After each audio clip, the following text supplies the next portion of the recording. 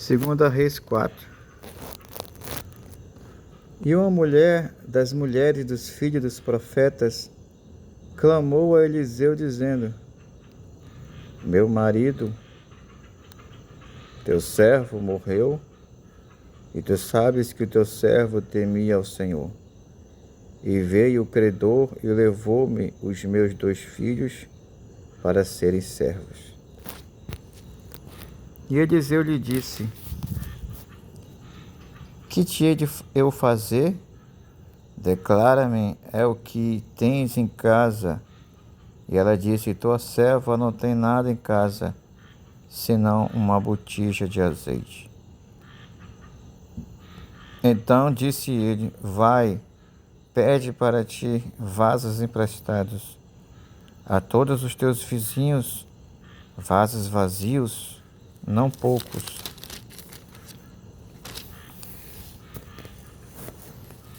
Então entra e fecha a porta sobre ti e sobre teus filhos, e deita o azeite em todos aqueles vasos, e põe à parte o que tiver cheio.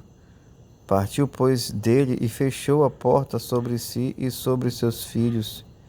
E eles lhe traziam os vasos, e ela os enchia. Sucedeu que, cheios que foram os vasos, disse a seus filhos: Trazei-me ainda um vaso. Traze-me ainda um vaso.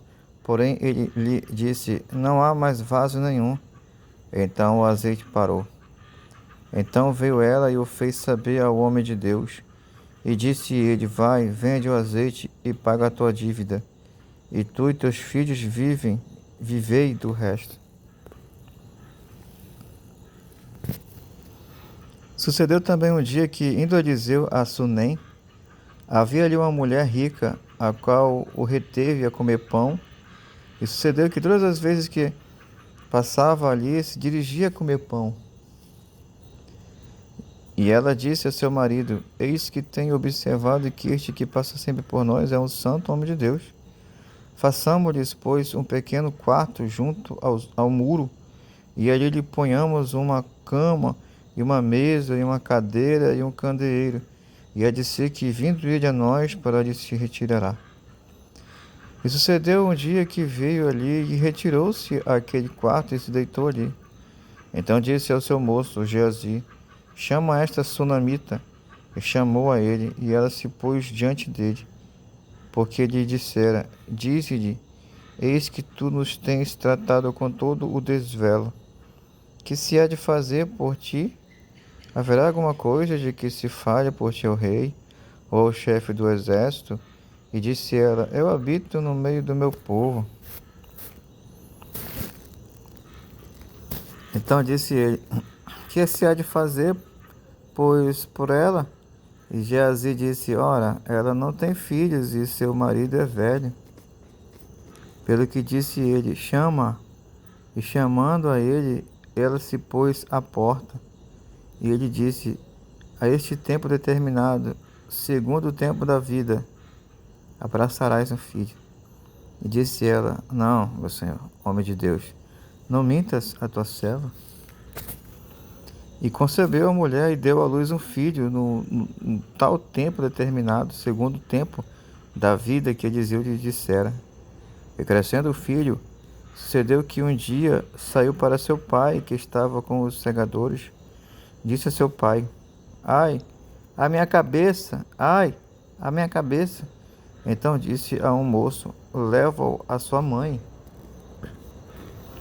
E ele a tomou e o levou à sua mãe, e esteve sobre os seus joelhos até ao meio-dia e morreu. E subiu e ela deitou sobre a cama do homem de Deus, e fechou sobre ele a porta e saiu. E chamou ao seu marido e disse: Manda-me já um dos moços e uma das jumentas, para que eu corra ao homem de Deus e volte. Disse ele: Por que vais a ele hoje? Não é lua nova, nem sábado? E ela disse: Tudo vai bem.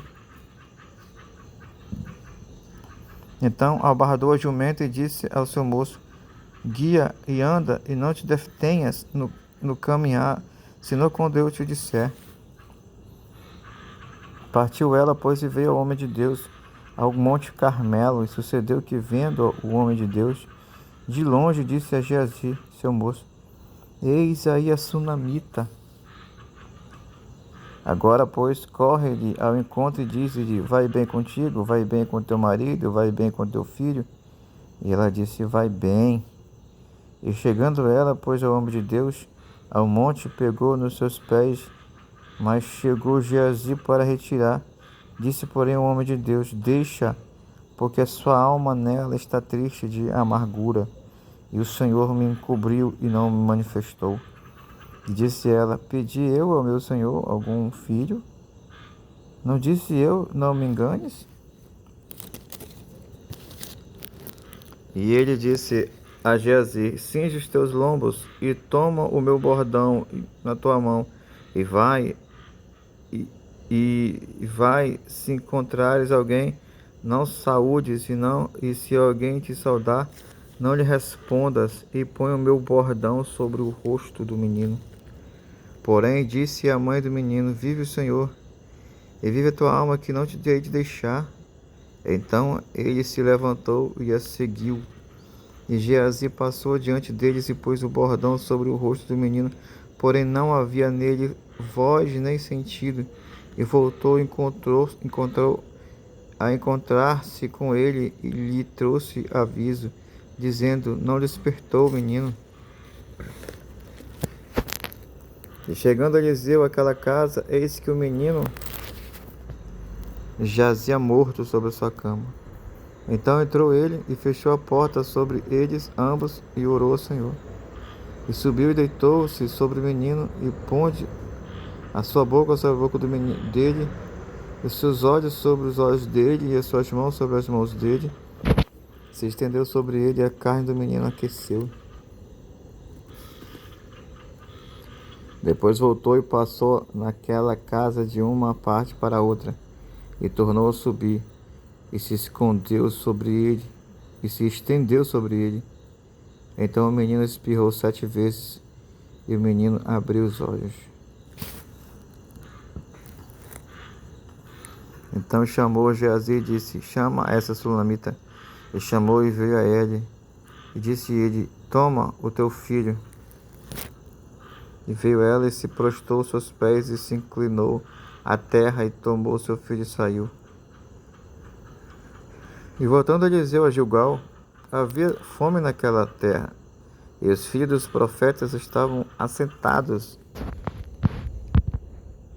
na sua presença, e disse ao seu moço: Põe a panela grande ao lume e faz um caldo de ervas para os filhos profetas. Então um saiu ao campo a apanhar ervas e achou uma parra brava, e colheu dela sua capa cheia de coloquídeas, e veio e as cortou na panela do caldo, porque as não conheciam. Assim tiraram de comer para os homens. Sucedeu que, comendo eles daquele caldo, clamaram e disseram: Homem de Deus, a morte na panela, não podemos comer. Porém ele disse: Trazei, pois, farinha. Deitou-a na panela e disse: Tirai de comer para o povo. Então não havia mal nenhuma na panela. E um homem veio de Baal Salisa e trouxe ao homem de Deus pães das primícias, 20 pães de cevadas e espigas verdes na sua palha. E disse: Dá ao povo para que coma. Porém seu servo disse: Como hei de eu pôr isso diante de 100 homens? E disse ele: Dá ao povo para que coma, porque assim diz o Senhor: comer-se-á e sobejará. Então olhou-os, pôs diante, e comeram e deixaram sobejos, conforme a palavra do Senhor.